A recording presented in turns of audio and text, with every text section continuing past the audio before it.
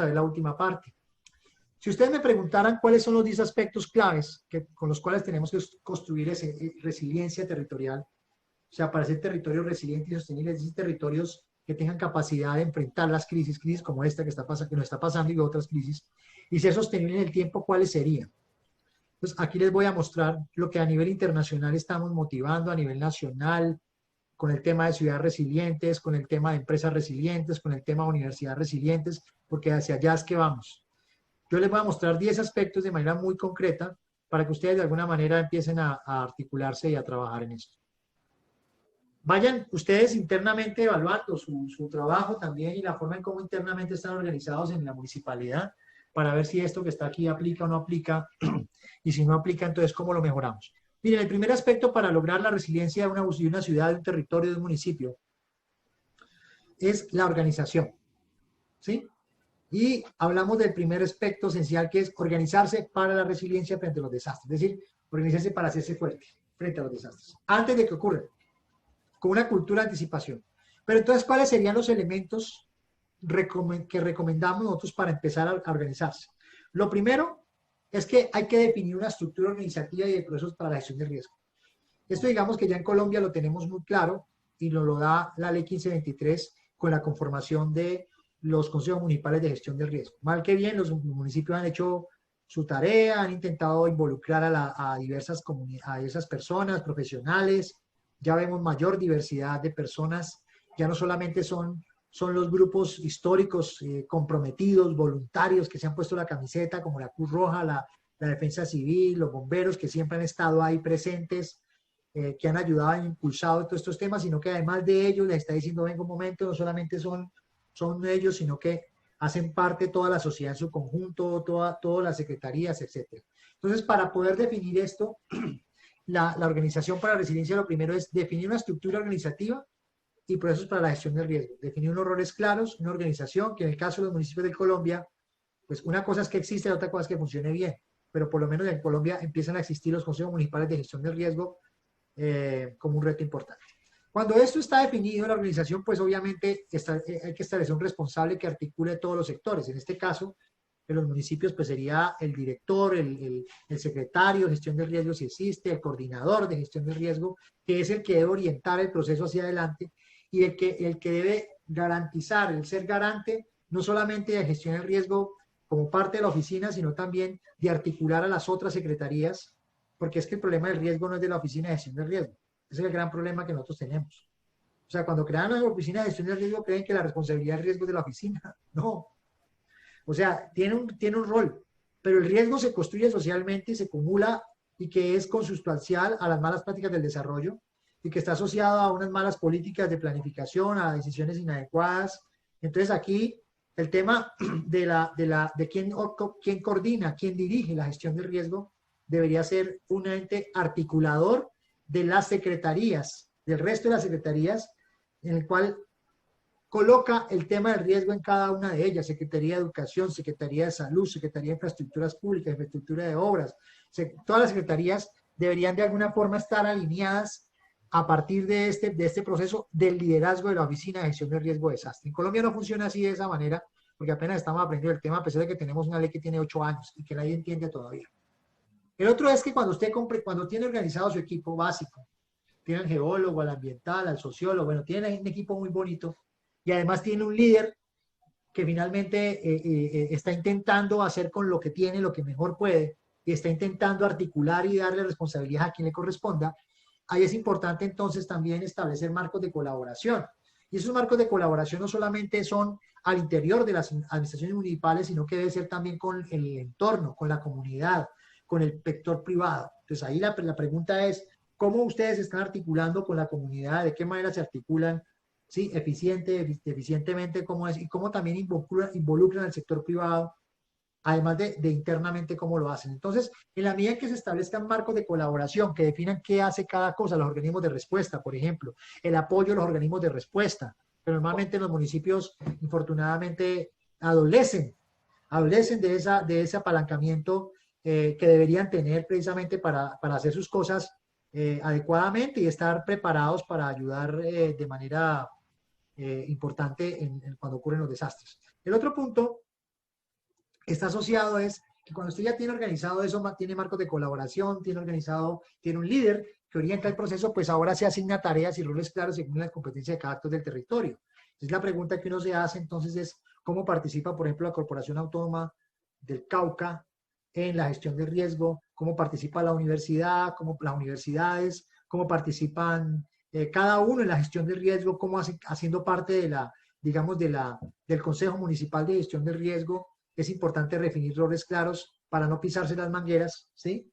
Y para evitar los protagonismos, los egos y que cada uno pueda desarrollar lo que mejor pueda. El otro punto para organizarse para la resiliencia es que hay que obviamente fortalecer algo que llama la gobernanza del riesgo, y es que en el marco de eso, además de tener la ley 1523, que es la que nos orienta el proceso de la gestión de riesgo, tenemos que definir estrategias, normas, leyes, códigos para integrar la resiliencia en las políticas del territorio. O sea, el problema de la gestión del riesgo en Colombia es que pensamos que la gestión del riesgo es el plan de gestión del riesgo de desastre. El plan de gestión del riesgo es un instrumento de muchos. Entonces nos hemos quedado en el plan de gestión del riesgo, y resulta que la gestión del riesgo, si ustedes leen la ley 1523, ¿sí? Finalmente está asociada a estrategias, políticas, planes, programas.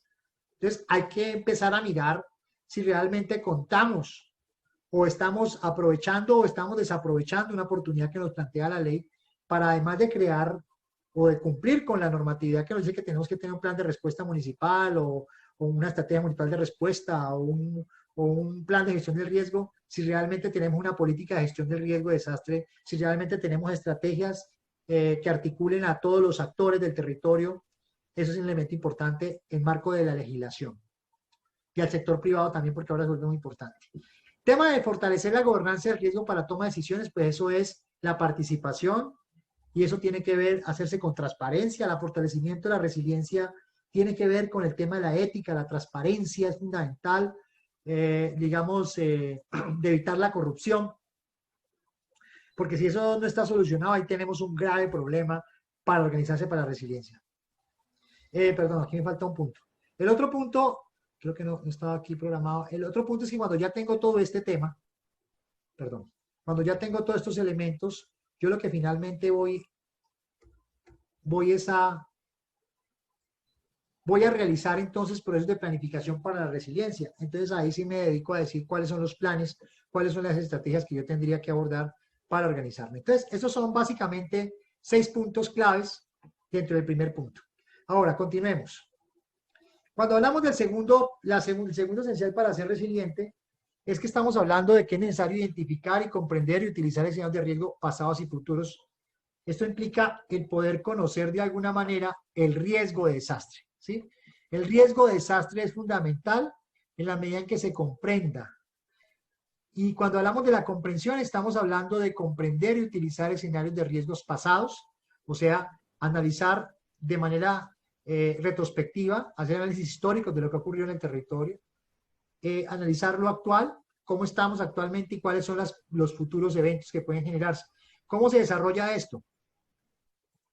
Primero usted tiene que identificar y analizar potenciales amenazas y los elementos del territorio, o sea, tiene que tener un buen inventario de elementos expuestos, tiene que tener mapeado muy bien cuáles son las amenazas, cuál es la probabilidad, cuál es la duración, cuál es la cobertura, cuál es la magnitud y qué elementos están expuestos, qué tan vulnerables son las personas, los grupos humanos, la infraestructura existente, etcétera. Y cuando ya tiene eso identificado, pues ahora elabora escenarios de riesgo, o sea, escenarios de pérdida potencial, aplicando lo que yo les enseñé ahora de la matemática del riesgo, y entonces usted puede diseñar escenarios del pasado, para que en el pasado le permita tener aprendizajes para no volver a cometer los errores en el presente y en el futuro, escenarios de ahora y escenarios de futuro. El otro punto es que cuando ya tengo yo el conocimiento del escenario de riesgo, pues tenemos que monitorear el riesgo de desastre. Es decir, no solamente monitorear los fenómenos naturales, porque es lo que normalmente hacemos, no. Hay que monitorear, por ejemplo, la vulnerabilidad, hay que monitorear el crecimiento urbano, hay que monitorear todos los aspectos que generan debilidad en el territorio, hay que monitorear también cómo se van fortaleciendo las capacidades mismas del territorio. En eso me refiero cuando vamos a hablar de la reducción del monitoreo del riesgo. Cuando tenemos entendido, comprendemos el riesgo, lo tenemos monitoreado, establecemos escenarios pasados, presentes y futuros. ahora tenemos que comunicarlo, porque lo que no se comunica no existe. Normalmente tenemos, muy probablemente tenemos muy buenos estudios, pero eso no se lo sabe nadie, solamente lo sabe el municipio, pero realmente las comunidades que les interesaría conocer para tomar decisiones para reducir sus pérdidas, pues no se conocen. Entonces es necesario establecer estrategias de comunicación efectiva que permitan involucrar a las comunidades y al sector privado para esto. Es importante también tener un buen inventario de elementos expuestos. ¿Sí? ¿Dónde están los? Y eso hay que aplicar, digamos, la parte cartográfica. Hay que tener inventarios de cuántas viviendas, cuántas personas en situación de discapacidad, cuántos adultos mayores, cuántos edificios bien construidos, mal construidos, cuántos hospitales, cuántas escuelas, cuántas vías, cuántos kilómetros de vía, cuántos kilómetros de acueducto, por dónde pasa, si el acueducto es viejo, si el acueducto es nuevo, si la red eléctrica funciona, si no funciona. Aquí implica hacer todo un ejercicio de metadatos, ¿sí? Y de minería de datos que me permitan construir bases de datos georreferenciadas para poder luego cruzar eso con las amenazas y poder entender un poco qué es lo que se puede perder si ocurre un determinado fenómeno. Y además de eso, es importante no solamente reconocer que existen elementos expuestos como hospitales, casas, viviendas, personas, gatos, lo que sea, sino que también tenemos que valorar algo que se nos ha olvidado, que es reconocer y evaluar las condiciones de desarrollo sostenible, plena y difusión del territorio, asociado a los ecosistemas estratégicos que hay que proteger, porque nos pueden salvar, porque nos dan la comida, porque nos dan el agua, porque nos dan el hábitat, porque nos dan el ambiente, porque nos ofrecen espacio público, porque nos ofrecen aire limpio. Todos esos elementos son fundamentales en el conocimiento porque hay que protegerlos, hay que mejorarlos, hay que construirlos si es necesario. Y aquí aparece hoy, y hoy es un pecado, no podemos decir que no, que tenemos que usar los sistemas de información geográfica. Eso hace 20 años era imposible. Ahora el que diga que no está out, está fuera, porque hasta hay sistemas de información gratuitos a cero costo, ¿sí? Que permiten tener mapas bases, que permiten construir y cruzar mapas. Entonces hay que espacializar el riesgo, porque si el riesgo no se espacializa en términos de amenazas, vulnerabilidad y resiliencia, tampoco existe. Todo el riesgo normalmente lo tenemos aquí en la cabeza, pero ¿dónde están los mapas? ¿Cuáles son las áreas que se van a afectar si se inunda la ciudad? ¿Cuáles son las áreas que se van a afectar si hay una explosión de una fábrica? ¿Cuáles son las áreas que se van a afectar si hay un incendio forestal? ¿Hasta dónde va a llegar el incendio forestal? ¿Sí? Toda la tecnología que tenemos, los drones que tenemos para mapear, queremos hacer inventarios, no necesitamos ahora contratar a Ligat para que nos haga una super foto aérea para inventariar, no, un dron, ¿cuánto vale un dron? 5 millones de pesos, hasta de menos uno se encuentra, ¿sí? Para tomar fotos, para analizar la vulnerabilidad, para ver los barrios subnormales, cómo están creciendo, las áreas, las cárcavas, las áreas de deslizamiento, cuando hay inundaciones, para hacer monitoreo. O sea, hoy es, digamos, es todo posible porque, digamos, hay elementos tecnológicos a bajo costo, que no requieren mucha inversión. El tercer punto es que cuando yo entonces me he organizado y he conocido el riesgo, pues ahora sí tengo que fortalecer la capacidad financiera para la resiliencia porque esto sin plata no funciona. Sin plata y sin recursos de otro tipo, ¿sí? No necesariamente es dinero. Entonces, hay que conocer y valorar los costos directos e indirectos de los desastres ocurridos en el territorio, es decir, hay que hacer un análisis de los eventos pasados. Los eventos pasados, ¿de qué manera han afectado? Por ejemplo, este evento que no es un evento pasado, sino que estaba ocurriendo, que es un desastre en progreso, que es el COVID-19, pues obviamente ha tenido unos impactos en los municipios, ha tenido un impacto en la economía, ha tenido un impacto en muchas áreas, muchos sectores. Nosotros deberíamos estar estudiando desde ya cuál ha sido el impacto de los eventos pasados y de este que está, digamos, presente. ¿Para qué me sirve eso? Para planificar, ¿sí? Las inversiones. ¿Dónde es que yo debo poner el ojo? ¿A quién es que le debo pedir el recurso? ¿Se lo pido a la nación? ¿Lo hago con recursos propios del municipio? ¿Lo hago a través de la tasa bomberil? ¿Lo hago a través de una rifa, un baile, una cumbia, lo que sea? ¿Lo hago a través de una campaña? ¿Me uno con un privado? ¿Lo hago a través de organismos internacionales? Pero para poder yo demostrar y sustentar los recursos de un territorio para la gestión del riesgo, finalmente tengo que estudiar ese territorio en términos de pérdidas económicas para de esa manera asignar presupuestos para la gestión del riesgo de desastre. Y cuando usted, la ley 1523, y la ley 1523 es muy clara, ¿cuál es el presupuesto asignado en un municipio? ¿Cuál debería ser el ideal para asumir la gestión del riesgo de desastre? ¿Cuál es el presupuesto? Pues la ley 1523 dice muy claramente en uno de sus artículos, no recuerdo ahorita el número, pero pero lo recuerdo porque lo he leído bastante en ese aspecto y lo hemos discutido, es que el presupuesto de un municipio debe ser inversamente proporcional al riesgo existente. O sea, pero si no conozco el riesgo existente, pues obviamente el presupuesto nunca va a ser el suficiente. O va a ser mínimo porque finalmente yo no demuestro a quien le toque tomar la decisión o a quien toque gestionar los recursos. Si yo no muestro la potencial pérdida que se puede dar tanto presente como futura por determinados fenómenos, pues difícilmente voy a poder alcanzar y poder establecer una meta de conseguir los recursos necesarios para reducir el riesgo de desastre en los territorios. Otro elemento importante que aparece hoy es el aseguramiento financiero de los elementos expuestos. Esto tiene que ver con el nivel de aseguramiento, el nivel de los activos, el aseguramiento de la infraestructura pública, los acueductos, los alcantarillados, las escuelas, etcétera. ¿Qué nivel de aseguramiento tiene hoy su municipio? Hay que preguntarse sobre ese tema, ¿sí? Frente a las amenazas identificadas. Ahí ya nos está dando luces de qué es lo que tenemos que hacer. Y algo muy importante es que muy probablemente le pueden decir que el municipio no tiene plata, la plata está hecha, la plata hay que recogerla. Lo que pasa es que sabes que nos falta gestión, porque la plata está hecha, está en los ministerios, está en los organismos internacionales, está en el sector privado, está en muchas partes, ¿sí? Entonces, ¿uno cómo puede generar recursos financieramente? Uno de ellos es motivar a crear incentivos para todos aquellos que inviertan en reducción del riesgo de desastres. ¿Y cómo se quieren incentivos?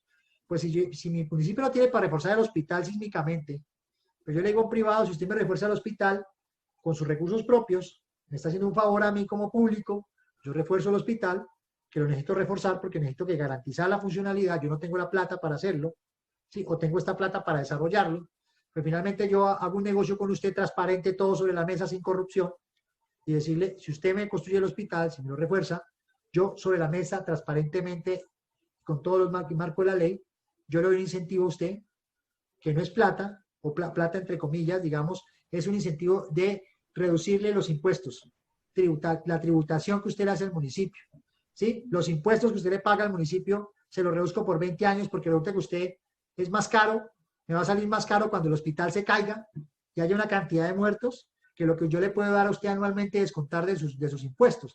Eso puede ser un incentivo. O por qué no decirle a la misma población, si usted me demuestra que refuerza su edificio sísmicamente, yo le reduzco el predial.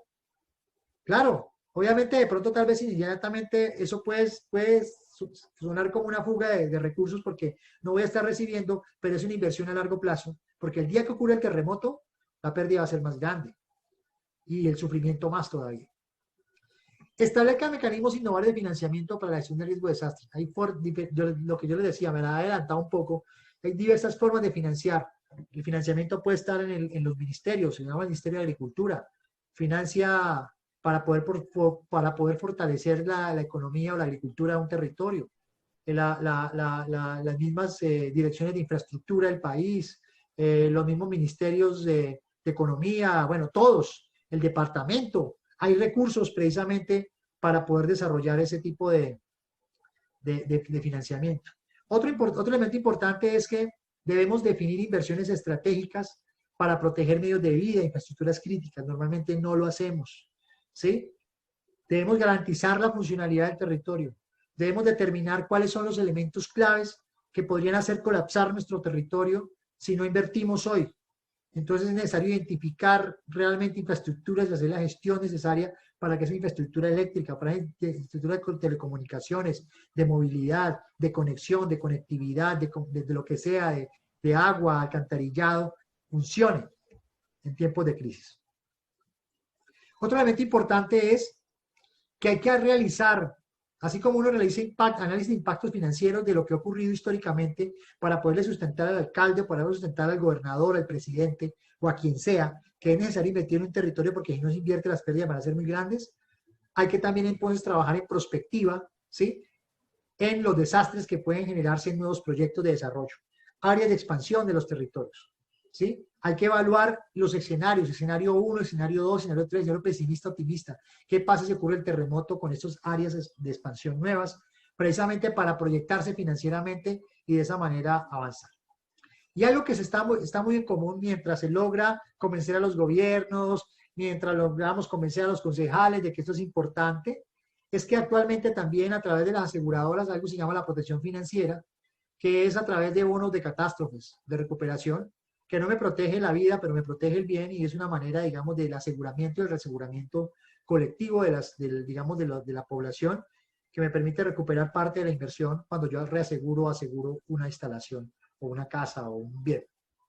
Cuando ya hemos hecho esos tres aspectos básicos que son la organización, el conocimiento y sabemos de dónde vamos a sacar la plata o con quién nos vamos a aliar para sacar la plata, pues ahora entonces todo eso lo defino y empiezo a hacer un diseño y un desarrollo urbano resiliente. Y esto va enfocado a hacer una gestión prospectiva de riesgo para las áreas de expansión, para los nuevos desarrollos, para lo nuevo que yo vaya a hacer, para hospitales nuevos, para escuelas nuevas, para infraestructura nueva. Todo esto tiene que ver con lo nuevo. ¿Y cómo hago eso? Primero, pues tengo que realizar una zonificación de uso de suelo y gestión de crecimiento urbano. Y aquí tengo que tener en cuenta el tema del TOT, el TEOT o el TDOT, como se puede decir en cada uno de los municipios, precisamente para poder, sobre la base, sobre esa zonificación de crecimiento urbano, poder tomar decisiones, poder determinar cuáles realmente son las áreas que se pueden crecer para que de esa manera planifiquemos el territorio de manera segura y podamos integrar la gestión de riesgo de desastre en la planificación del territorio. Saber las áreas que se inundan, saber las áreas estratégicas, saber en dónde se puede construir, saber en qué áreas hay que proteger, digamos, desde el punto de vista los cauces de los ríos para que no sean ocupados, para que se haga el control, hay que determinar. Y el otro es que como sabemos que estamos en una realidad y en unos escenarios donde ya existen poblaciones que están marginales, que están en áreas suburbanas, pues tenemos que de alguna manera ayudar a mejorar las condiciones de desarrollo de asentamientos informales, donde se puede hacer mejoramiento de barrios si es posible y si las condiciones de riesgo son bajas, ¿cierto? O se pueden intervenir y en las que no, pues habrá que hacer procesos de reasentamiento poblacional porque lo que se trata es de salvar vidas y las vidas no se salvan después de que ocurre el desastre, ¿sí? Tenemos que salvar vidas antes de que ocurra el desastre y por eso la gestión del riesgo es importante. Y obviamente tenemos que diseñar las nuevas infraestructuras, las nuevas vías, los nuevos acueductos, los nuevos oleoductos, lo que sea, porque son los que finalmente conectan, los que nos dan la movilidad, los que nos permiten comunicarnos, los que nos permiten mantener los negocios, la electricidad, el gas, el combustible. Eso tiene que tener un nuevo diseño. O sea, hay que diseñar estructuras para que duren. Ese es el mensaje de Naciones Unidas. Algo importante es que obviamente tenemos que no solamente desarrollar códigos de diseño y construcción, sino aplicar los códigos de construcción. Y aquí el fundamento y el trabajo de planeación municipal es fundamental en los pueblos o en los territorios donde hay curadurías. Hay que garantizar que se construyan obras, porque la resiliencia y la gestión del riesgo se construye anticipadamente. Y si hacemos de que se cumplan las normas sísmicas o las normas de construcción, pues obviamente de entrada ya estamos reduciendo el riesgo de manera significativa. Otro elemento importante es que se nos olvida que tenemos un patrimonio natural y cultural que también debe ser objeto de conservación, que también debe ser objeto de mantenimiento, que también debe ser objeto de protección, porque finalmente son los espacios que tenemos finalmente ya sea para aprovecharlos, ya sea para que sean como reserva natural, ya sea para disfrutarlos, ya sea para muchas cosas, y entonces ahí tenemos que integrar la protección del patrimonio natural y cultural de la ciudad como algo importante, como parte de la memoria. Y algo que estamos viendo hoy actualmente es que todos los diseños que hagamos tienen que tener un componente de sostenibilidad, de poder determinar que la huella de carbono sea más baja y que permita generar espacio público. Realmente no tenemos espacio público que permita mejorar la calidad de la vida de la población. No simplemente es construir casas por construir, sino que tenemos que también, a la par de que va el desarrollo de las viviendas y el sector inmobiliario, tiene que también ir a la par digamos, el bienestar de la comunidad, y eso se hace a través del uso de soluciones urbano resilientes y sostenibles que incorporen estrategias azules y verdes, es decir, que incorpore temas de agua, ¿sí? de protección del agua y también de protección de los ecosistemas o de creación de nuevos, ¿sí? ecosistemas urbanos. Y todo esto implica un proceso educativo, porque aquí lo importante es que tiene que haber un cambio de cultura, haber un cambio de educación que nos permita finalmente lograr desde la educación, desde la escuela, desde la escuela, yo diría, desde los niños hasta la escuela de adultos a mayores, porque también estamos todos los días formándonos y formándonos en este tema, debemos implantar esto como algo estratégico. Cuando entonces hemos intentado ya trabajar lo urbano, digamos, nos salimos del urbano y ahora tenemos que proteger lo que realmente es como la, yo diría la capa externa, es como la protección, es como la cobija que nos protege precisamente, que nos da el alimento, que es la zona natural de amortiguamiento para mejorar las funciones protectoras brindadas por el ecosistema. Entonces, ahí tenemos que mirar lo rural. Porque en lo rural está la comida, porque en lo rural está la sostenibilidad, porque en la rural está, digamos, el hábitat, porque en lo rural hay muchos aspectos que nos permiten que en lo urbano podamos disfrutar. Entonces, reconozca y valore beneficios de los servicios ecosistémicos en la reducción del riesgo de desastre, qué beneficios trae que el río no esté contaminado, qué beneficios trae que las áreas estén forestadas, qué beneficios trae hacer un uso adecuado de los cultivos y no generar simplemente monocultivos. Bueno, toda una estrategia de sostenibilidad que esta estrategia acaba de proteger los páramos como un elemento fundamental para la generación de agua, qué beneficios trae la protección del manglar como cunas, salacunas de la vida en el mar, por ejemplo. Y eso implica proteger y recuperar los ecosistemas. Si tenemos ecosistemas perdidos, pues hoy es la oportunidad precisamente para recuperarlos, mejorarlos y volverlos en función de nosotros. Y obviamente integrar los servicios ecosistémicos para tener mayor resiliencia urbana, ¿sí? Viniendo desde lo rural hacia lo local para reducir la polución y proteger áreas naturales de amortiguación en los sectores rurales de la ciudad. Muchos de los eventos que han ocurrido en el pasado, gracias a que tenemos barreras naturales, por ejemplo en el Pacífico, que nos han protegido de las olas del tsunami, o que nos han protegido de la erosión costera, o que nos han protegido también de las... recuerdan en Mocoa que hubo un sector que no se afectó porque había una vegetación guadual, creo, que ayudó a que se detuviera y se disminuyera la avalancha esta que venía del río. Pues fíjense cómo tiene un valor los ecosistemas estratégicos para la protección de nuestras ciudades, pero también como elementos también de vida y de elementos de producción económica. El aspecto 6, ya vamos a ir cerrando, fortalecer la capacidad institucional para resiliencia es fortalecer lo que hacemos internamente, fortalecer la gobernanza del riesgo al interior de nuestras organizaciones. Entonces, es importante que entre ustedes, que hacen parte de un grupo humano de profesionales que están en función de una administración haciendo gestión de riesgo, es que ustedes de alguna manera y con otras organizaciones por fuera, que hacen parte del Consejo Municipal de Gestión del Riesgo, comparten y intercambian conocimientos de desastres con otros actores, ¿cierto? Eso es importante. También fortalezca competencias para la gestión del riesgo. Ojalá que todos de ustedes se puedan formar o deformar con una visión integral para que de esa manera puedan aportar mayores elementos. Miren, no se queden simplemente con la lectura de la 1523, porque nos volvemos una tabla de Excel, nos volvemos muy racionales con el tema, lo que está ahí. Nos volvemos muy al pie de la letra y resulta que ese pie de la letra hay que comprenderlo, pero para comprenderlo hay que salirse de la ley para volver a entrar. Es fundamental. ¿Sí? A veces creemos que manejamos la ley 1523, no la hemos aprendido como loritos, pero realmente la comprensión filosófica, porque si ustedes ven, la ley 1523 habla de cuál es el espíritu y cuál es la filosofía de la ley 1523. Si ustedes leen el artículo 1, debe decir versículo 1, artículo 1, parágrafo 1 de la ley 1523, dice, la gestión del río en Colombia se constituye una política de desarrollo. No es ni una política de atención de desastres, se constituye una política de desarrollo. Eso tiene una connotación inmensa. O sea, que lo que ustedes realmente hacen, señores y señoritas, y señores y todos los que están acá, en la gestión del riesgo, ustedes lo que están impulsando es una política de desarrollo, están ayudando a desarrollar el país, no simplemente ayudando a atender emergencias. Las emergencias hay que atenderlas, pero aquí hay un elemento fundamental para que lo tengan en cuenta. Entonces, es necesario que ustedes, y la invitación que les hago, y gracias Marcos por invitarme a este espacio, es que es necesario que ustedes se actualicen, que se formen más en estos temas. No se queden simplemente con lo que dice el manual o la guía de la Unidad Nacional, que está muy bien escrita, tiene muy buena intención, está muy bien, es una base. Hay que comprender, hay que estudiar más, hay que profundizar más en el tema de la gestión de riesgo de desastre para poder entonces, no hay recetas aquí, ¿sí? Que pretenda que tiene una receta, no existen las recetas. Lo que existen, la ley 15 tiene unos lineamientos muy buenos. El tema es que el reto de la ley 1523 es que para poder aplicar los lineamientos tenemos que tener mayor conocimiento de eso que está escrito, para poderlo aprovechar. Porque yo pienso que en 8 años que llevamos de ley 1523 la estamos desaprovechando infinitamente. No sabemos lo que tenemos en las manos. para nosotros es una cosa muy importante, la ley 1523. Define programas de educación y gestión de riesgo de desastres. Una manera de poder conectar con la universidad.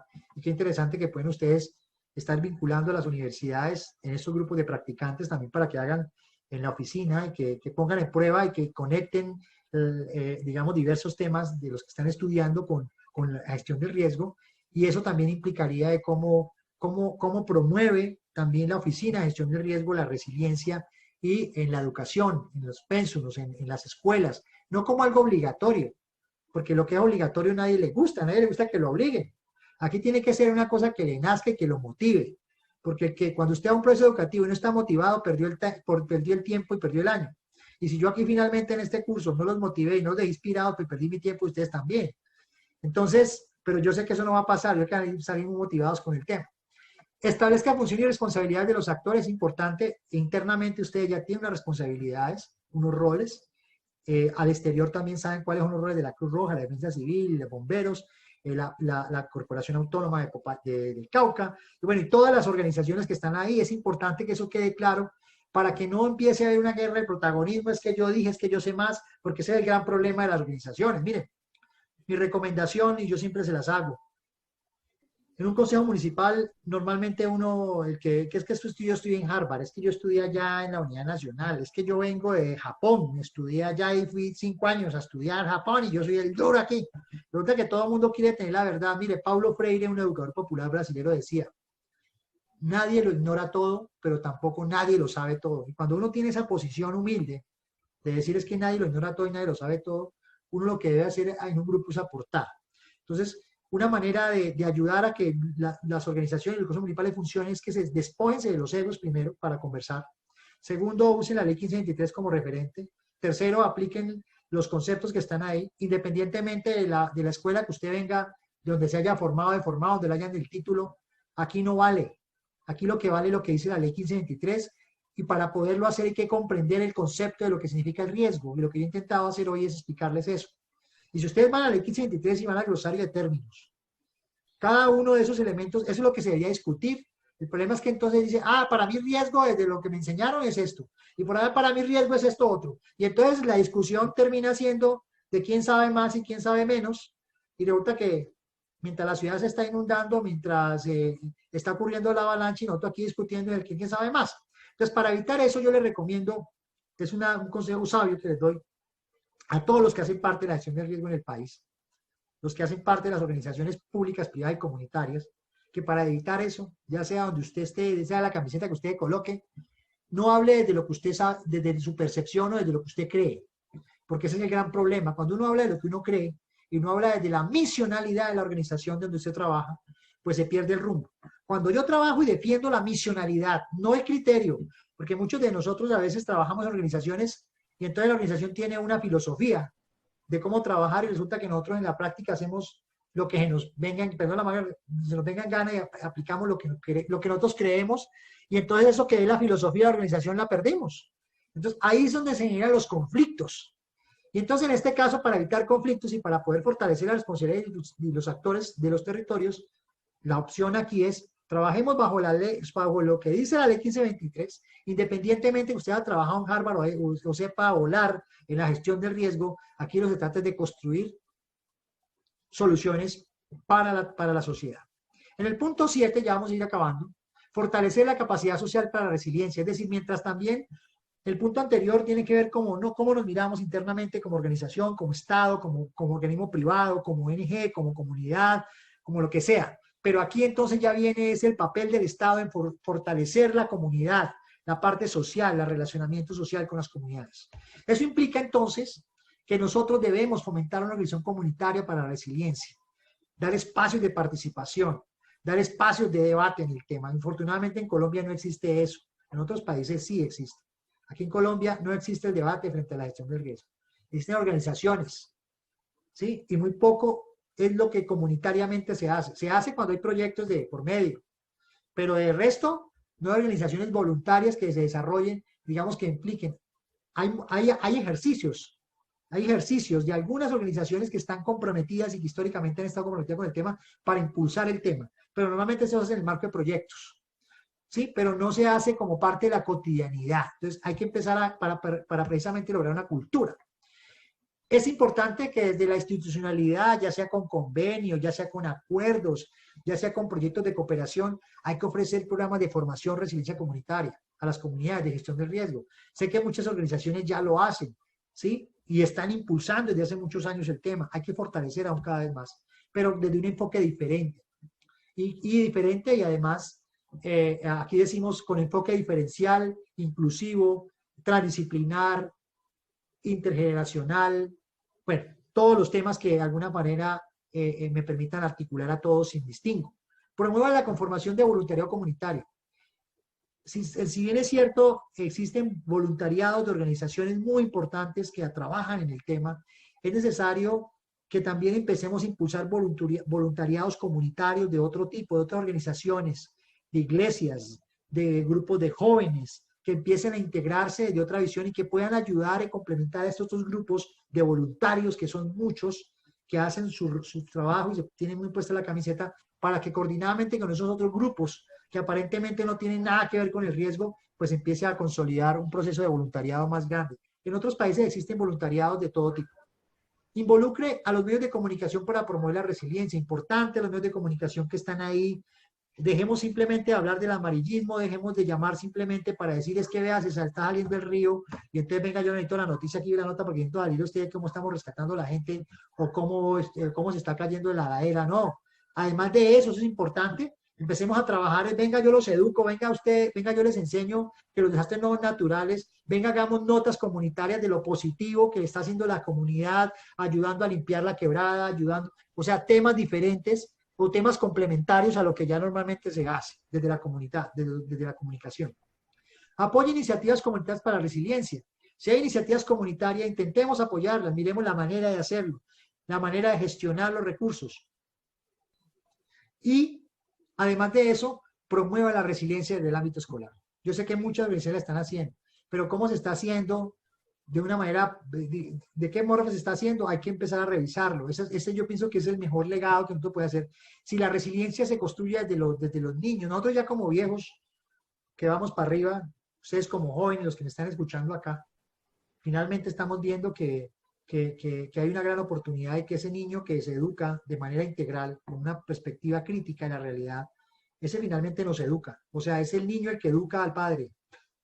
Normalmente es lo que está pasando ahora. Si nosotros lo educamos mal, pues obviamente, y no le damos esos espacios, pues finalmente no va a servir de nada. Pero normalmente son los niños que cuando tienen esa capacidad de absorber los conocimientos son los que nos terminan educando a nosotros. Y ahí de alguna forma está el presente y el futuro. Y eso son esas generaciones sobre las cuales debemos trabajar. El punto 8, aumentar la resiliencia de la infraestructura crítica, tiene que ver específicamente entonces con evaluar la vulnerabilidad física y funcional de la infraestructura. Esto tiene que ver con lo existente, o sea, vamos a hacer la gestión correctiva del riesgo, ¿sí? Vamos a reducir la vulnerabilidad. O sea, la infraestructura antigua, vieja, obsoleta, ¿sí? Que ya no sirva o que esté generando problemas, tenemos que evaluarla para mirar si la cambiamos, si la mejoramos, si la modernizamos, porque eso puede generar un peligro, no solamente desde el punto de vista, sino desde el punto de vista funcional. Y para todo esto, en lo existente hay que establecer escenarios de riesgo de la infraestructura. ¿Qué pasa si ocurre un terremoto ahora en la población? ¿Qué elementos de esos que he identificado en infraestructura pueden colapsar? El puente, el único puente por donde entra toda la economía del pueblo, el hospital de nivel tal, nivel 1, nivel 3, que tiene la mayor cantidad de población. ¿Y eso para qué me sirve? Para poder determinar cuáles son las estrategias, cuáles son las políticas, qué medidas de control, qué reglas, qué políticas voy a definir sobre lo existente. Aquí trabajamos sobre lo existente. Además de eso, reduzca la vulnerabilidad de infraestructura existente. O sea, si tenemos, por ejemplo, un talud que se está deslizando, un jarillón que hay que mejorar, una ladera que se está deslizando, pues hay que reducir el riesgo frente a eso.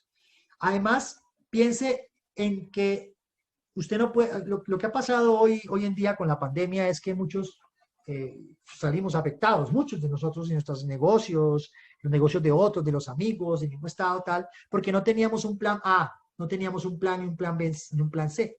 Cuando hablamos de que tenemos que tener sistemas alternos para garantizar el sistema de funcionamiento de la ciudad, es que si nosotros estamos dependiendo de un sistema de agua, estamos graves en una ciudad.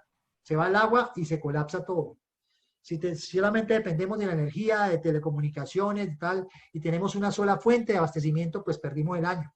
Aquí lo que tenemos que impulsar es cómo volvemos redundante eso, del plan A, el plan B, el plan C, si falla uno, funciona el otro, ¿sí? Y eso es un poco lo que queremos impulsar. Y el punto 9 ya tiene que ver con asegurar una respuesta adecuada y efectiva ante desastres. O sea, mientras logramos hacer eso, mientras bajamos los recursos, el desastre puede ocurrir hoy o mañana. En ese sentido, debemos organizar y fortalecer los comités de respuesta a emergencia y desastres, específicamente desde la EMREP, que sería la Estrategia Municipal de Respuesta, ¿sí?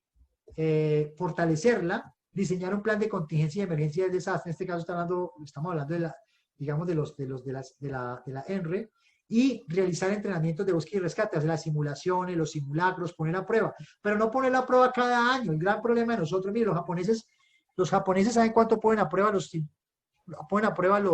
planes de contingencia y emergencia, 7 veces al año. Y ellos no fallan, porque es que eso no puede salir mal, porque por un error que haya muere la gente. Aquí a nosotros nos invitan anualmente al simulacro nacional de evacuación, ¿sí? Y hacemos uno al año porque nos obligan, no porque queramos, no porque estamos conscientes de que es importante, ¿sí? Por eso los japoneses son resilientes, porque, imagínense, 7 veces al año, o sea, lo aprueban, lo reprueban, lo requetreprueban, para que cuando ojalá ocurra el evento, se recuperen rápidamente. Entonces, es importante ir fortaleciendo estos temas. Realice simulacros de evacuación, bueno, eso es lo que, digamos, los entrenamientos para búsqueda y rescate, que eso es muy fundamental, hay que fortalecer los organismos de socorro, porque no tienen equipamientos necesarios para hacerlo. Mire, son los que salvan nuestra vida y no tienen las capacidades necesarias, entonces hay que gestionar los recursos para ellos también, porque es fundamental que mantengan funcionando y que ojalá 24 horas, porque nos ayudan bastante. Y en el marco de digamos, de todo esto, poder facilitar el entrenamiento y la simulación, los simulacros, y hacer conciencia de la importancia que tiene esto. Y finalmente, ya para terminar, cuando pensamos en la recuperación, entonces estamos esperando que ocurra el desastre. No, en este punto no. En este punto estamos diciendo que desde ya, así como planificamos la respuesta, debemos planificar la recuperación antes de que ocurra. Y eso se basa en el conocimiento. Si nosotros tenemos previamente conocimiento, que fue que construimos en el punto 2, y sabemos que se puede colapsar, qué se puede dañar, qué vía se puede afectar, pues yo desde ya, con lo que tengo, yo digo, ¿qué pasa si el evento ocurre y nos toca recuperarnos? ¿Cuánto le costaría a la ciudad recuperarse? ¿Qué tendríamos que hacer? ¿Con quién nos tendríamos que aliar? Entonces, aquí nos organizamos para planificar la recuperación antes de que ocurran los desastres. Eso no lo hacemos todavía. En la ley 1523 nos dice, usted hace un plan de acción cuando ocurre el desastre, pero nadie nos dice que tiene que hacer el plan de acción antes. Y la propuesta que yo estoy planteando acá y que hace Naciones Unidas es esa. Haga su plan antes de que ocurra el desastre, porque eso le permite identificar cuáles son las grandes falencias que tienen para recuperarse y cuánto le podía costar no hacerlo, y eso le puede servir de un elemento importante para ir a gestionar recursos al gobierno. Defina protocolos para la evaluación de daños y necesidades, ¿sí? ¿Qué pasa si ocurre un protocolo ahí aplica el EDAN, que maneja muy bien la defensa civil, ¿cierto? Hay un EDAN de salud, hay un EDAN de infraestructura, o sea, ahí hay que empezar a trabajar esta temática. Elabore un plan de continuidad de operaciones de los negocios para la ciudad. No pensamos en los negocios, resulta que los negocios están colapsados y los negocios son los que finalmente le dan digamos, la sobrevivencia a los que trabajamos de los diferentes modelos de negocio.